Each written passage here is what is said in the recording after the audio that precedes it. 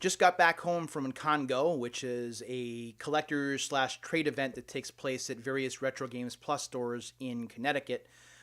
This one was closest to me. It's in Newington, Connecticut, which is just south of Hartford. So it's about a 30-minute drive or so from where I am. So between going to that event and then getting to check out Retro Games Plus before the event started, I have quite a few things that I picked up that I'm going to be showcasing in this video. And I'm going to go ahead and I'm going to get started right away. This here is an NES Max controller. This is not really a big deal to most people, but I didn't have an NES Max until just now. I'm not a big fan of the disc.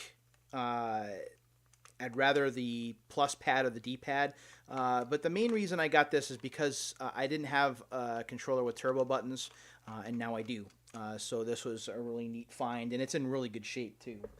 Put that off to the side. I have some Game Boy things here. Nothing really outstanding, but still games that I didn't have. This is Tetris DX right here, which is a Game Boy Color game. When I got my first Game Boy Color while I was working for Funko Land in 1998 for the holidays, this was one of the games that I got at launch, as well as Super Mario Deluxe. So I wanted to make sure that I had that in my library. I was just reading about this next game in Top Secret Passwords, which is a Nintendo guidebook. This is Operation C. I know it's kind of tough to see based on the lighting, but this is kind of like Contra, or it is Contra really, for the Game Boy. And I was reading about Operation C earlier tonight, and I just happened to see this for sale, so I went and I snagged it. And then last but not least, this is Donkey Kong Land for the Game Boy, and this is a Super Game Boy compatible game, which is why I picked it up. I do have a Super Game Boy. I've been using it on and off, and I've been looking to get the Super Game Boy enhanced Game Boy games if I see them. Just recently picked up Galaga Galaxian, which uses it, so this was a pretty nice find as well. So that's the Game Boy stuff. Put that off to the side. Oh yeah, and one other Game Boy thing I'll show you real quick. This is a Game Boy camera. I did not have one of these. I never have had one of these until now. I just thought it was a pretty neat novelty. I probably won't be using this in my Game Boy Advances, but I do have a Game Boy Color that I'll be able to use this with. So that's pretty cool. Still need a Game Boy printer, but that's down the line. So we'll put that off to the side. And these are also rather insignificant, but I'm happy to find them because they're becoming more and more uncommon.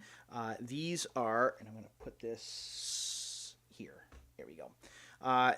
These are original PlayStation first-party memory cards, a gray one, a crystal blue one, and one I've not had before. This is a solid black one. So because I've been building my PlayStation library up pretty considerably, I'm now up over 600 plus games. You need to have memory cards to store all that stuff, so I was glad to find these, and they were a fairly decent price, although the prices on these have been going up of late. What else do I have to show you? Oh yes, this is pretty neat. I got this for like $1. This is Pocket Power. This is like a pocket, like a sample Nintendo Power issue, and the Wizard is on the cover. There's no secret that the Wizard is one of my favorite movies of all time. Yes, it's silly. Yes, there are issues with accuracy and continuity, and the plot is dumb. But still, it's kind of like comfort food. It's a movie that I always watch when I'm looking for a little bit of a pick-me-up, or to cheer myself up, or when I'm not feeling well. I always tend to gravitate toward that movie. So having something with the Wizard on the cover is something I really wanted to own. And on the inside of this magazine, and I did not know this, and I'm going to try and do this without making the magazine more mangled, there's actually the Wizard merchandise in here. You could buy the collectible poster. There's a fanny pack in here. Remember when those were cool? There's a watch, a baseball cap, a sports bottle, an arcade change case, a Wizard pin, and more. So I thought that this was a pretty neat pickup. I have the one for the Nintendo World Championships in 1990, so this was also a neat find. Games. I do have more games to show you. This here is a PlayStation game by the name of Steel Rain, and you see the reflection on my computer, so I'll tilt that up a little bit. This says that it's a white-knuckle tank game that combines the best of arcade action and real-time simulation. And that's from PS Extreme. I don't know if that's true, but I've not played this. This is another game from my favorite video game year, 1997. Also, I have this. This is actually more uncommon than I thought. This is PO'd, which I believe was a 3DO game originally before getting ported to the PlayStation. I think this is 90. Yeah, this is 96. This is surprisingly expensive, but it's in great shape. It's clean, and it's a neat addition to my collection. So I was glad to find that. And the last PlayStation game that I picked up is one I'm probably going to get laughed at for getting, but I don't care. This is Contra Legacy of War. Yes, when Contra started to finally get on the tubes. This is a Konami game. Actually, Appaloosa Software worked on it. Unfortunately, the 3D glasses aren't here, but the manual is, as well as the game, which is in pristine shape. So it was neat to find that as well. So 3 more PlayStation games for the library as I continue working my way towards 700. Let's see. I'll put those down here. I want to save that. I don't want to show that just yet. And the next thing I want to show, and I'm sorry that I'm not talking right into the microphone, so I'll try and talk louder. The next thing I want to show is a bunch of Dreamcast demo discs. I love collecting demo discs. I think that they're really cool pieces of video game history. Now you can just download demos these days when demos even exist, but back in the late 90s and early 2000s, demo discs were the best way that we could try games before they came out. So I have a bunch of these demo discs, starting with the very first one, which is Dreamcast Generator here. And then I have May 2000, July 2000, September 2000, November 2000, December, January 2001, February 2001, and also March 2000, a really cool looking case. These are just really cool pieces of history to own. I was really, really happy when I found the vendor at ConnGo that was selling these. He cut me a really good deal on these, and he also, as part of the deal, put in this Sega Dreamcast disc holder, and you can't really see it, unfortunately, because of the way the lighting is, but Sega is actually embossed right in here, so I thought that was pretty neat. So more demo discs for my library, plus now I get to play Sega Swirl, which I wasn't able to play before because I didn't have a demo disc with that on it. So that's pretty exciting, at least it is for me. Other stuff. This is a Super Nintendo controller. It's a replacement controller, and I needed one of these. The one that I have in my Super Nintendo in Retro Central in my room across the hall, that controller is starting to get a little wonky. This controller here is still in the plastic. It is mint, and it will unfortunately not be mint for long because I will be using it to play my Super Nintendo games with, and also probably be using it to be working on a certain Super Nintendo guidebook, which I have been working on. Slowly but surely, I am getting my reviews done for that particular guide. So this is a really cool find. It was $30, but I don't mind paying that for a mint Super Nintendo controller. Those are getting harder and harder to find these days. Random Genesis game. This is Ghostbusters right here. I just picked up the NES Ghostbusters about 6 weeks ago, and now I have the Genesis version, which apparently is a lot better. I did not own this before, so that's pretty neat. At least it is to me. Speaking of cartridges, for the NES, I now have Super Spy Hunter, which I had not had, and not only that, I've never even played this. So actually owning it now after hearing about how good a game it is, I'm very excited to actually try it for myself. Where are we? Almost 10 minutes? Okay, let's move on here. These here are all posters from various NES or Super NES games that I'm hoping to put on my wall. There's a really cool, I want to show this one just because of its age. This is a Capcom poster from the NES era. There we go. And it advertises games like Bionic Commando, Section Z, Gunsmoke or Gun.Smoke is on there, 1942. So that's a really neat find. I also have one of the Playing with Power posters here for the original NES. I have an Indiana Jones Original Adventures poster here and some other stuff. So I love these posters. It's one of my favorite parts of older cartridge games from the NES, Super NES, and Genesis eras, is that when you open the box, every so often there were going to be posters in there that you could put on your wall. And I always thought that these were really nice bonuses. And now I've got some to be able to hang up, whether it's in my room or here in my office. All right. I'm going to put those there. Okay, let's get to more games, shall we? Let's talk about... Oh, before I get to that, this is a sealed Siphon Filter Dark Mirror demo disc from 2006. So this is 12 years old now, and I will open this sometime down the line. I know I still have a bunch of sealed games. That's what's back there, and I'll be getting to open those on camera for you in the next day or two. Okay, more games, right? Here we go. You're going to laugh, but I was one of the few people that actually thought that Evolution Skateboarding for the PS2 was not terrible. Sure, it's not a great game, and whether it's a good game or not is debatable, but it was still playable. I enjoyed the fact that there were boss battles, which was something that was unique in skateboarding games at the time. So the Evolution skateboarding engine got molded into this. This is Disney Sports Skateboarding, and again, it's very difficult to see. Let me try and angle the light down. There we go. So Disney Sports Skateboarding with Disney and Goofy on the cover. Unfortunately, there's no manual in here, but the game is in there. I have not played this, so it will be a first when I do get to fire it up for the GameCube soon. Wow, you can actually see stuff now, right? Okay. This I'm going to do right now. Since I'm recording right now, this is Hysteria Hospital Emergency Ward for the Wii. This is from 2008, so this game is 10 years old.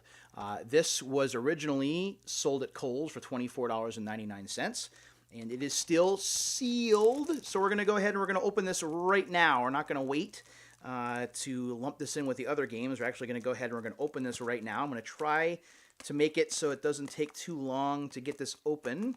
Of course, now that I know I'm recording live and I've decided to do this, it's going to take a while. There we go. So we're opening it up.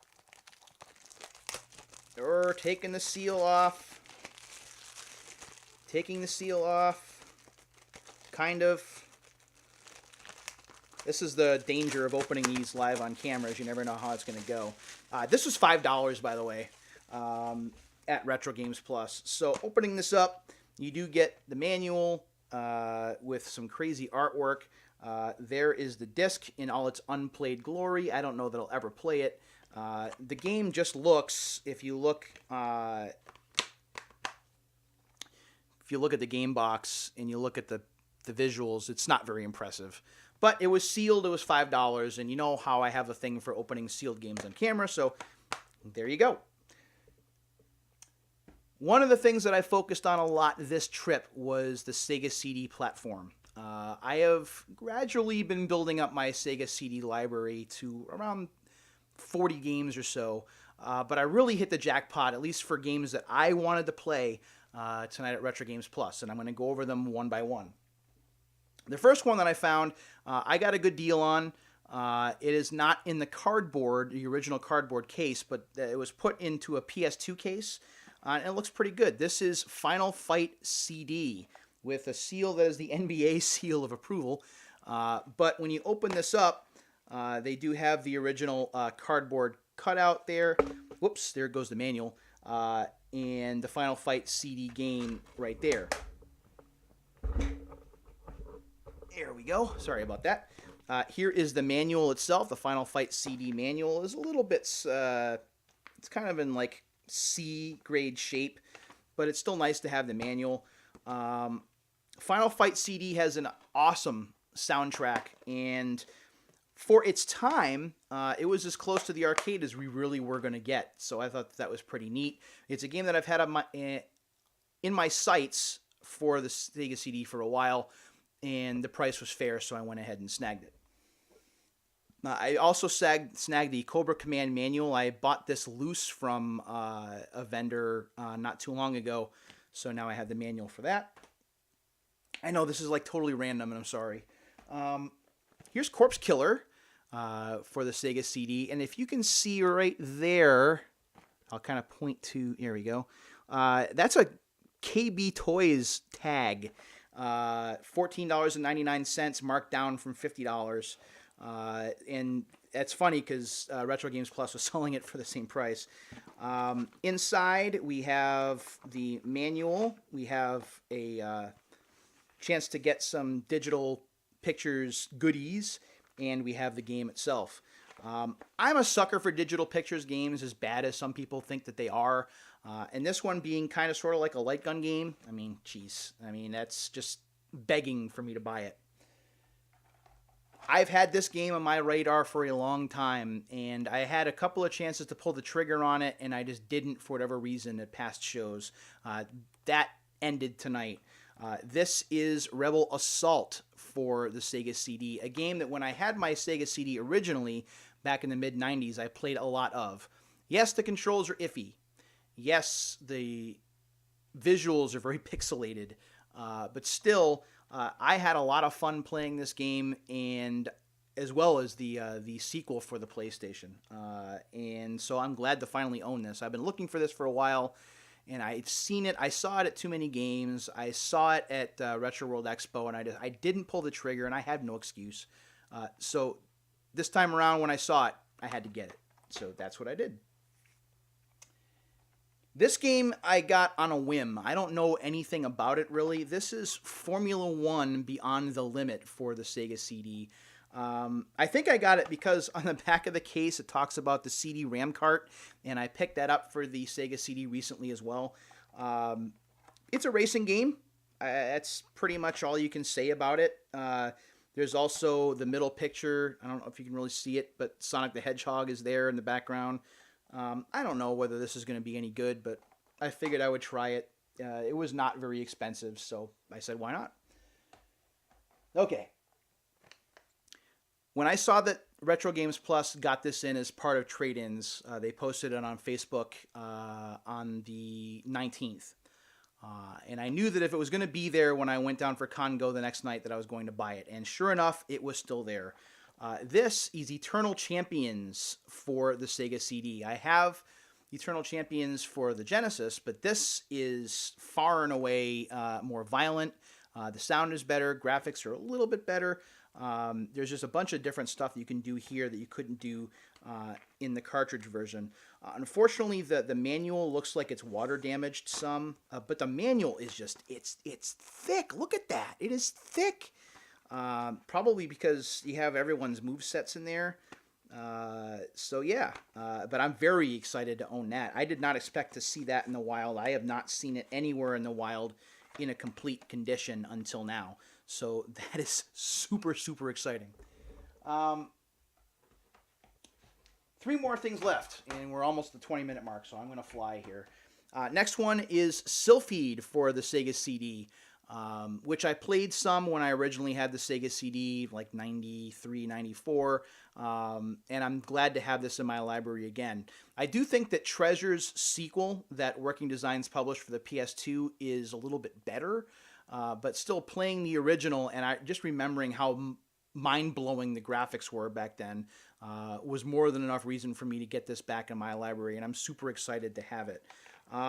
The little foam holder isn't in there, but the disc is in good shape and the manual is in very good shape as well. So lots of Sega CD stuff, right? A lot of it. And then I have 2 more Wii games and then I'm done. This is Wing Island, which I've heard some interesting things about. This is a game that has the Hudson logo from the Hudson Bee, and it's also a Konami game, which is it's a flight game using the Wii remote and the nunchuck. So I'm looking forward to trying that out. I don't know a lot about it, but people at Retro Games Plus were saying, yeah, you should get that. So I'm taking their advice. I'm taking a flyer on it, no pun intended. And the last game is a game called Swords for the Wii. A Majesco game from, it looks like Panic Button, that uses the Wii Motion Plus, and it's like a sword fighting game. I don't know anything about this except that it was recommended to me that I go ahead and give it a shot. So that's what I'm going to do. So a lot of stuff tonight, a lot of stuff. I haven't splurged like this in quite some time, but it was really nice to get down there to see some familiar faces from Retro World Expo and other places. The people at Retro Games Plus in Newington, Connecticut, again, were outstanding hosts. Really good time talking to everybody, and I found some good deals along the way, so I'm very excited about that. So thanks for checking out this video, all 20 minutes of it if you happen to make it this far. And as far as the sealed games that you see behind me over there, we'll be opening those in the next couple of days and try and get a video out so that you can see games being opened from years as far back as 1995. So that'll be a good time. Thanks for checking this out, and until the next time, everybody, take care.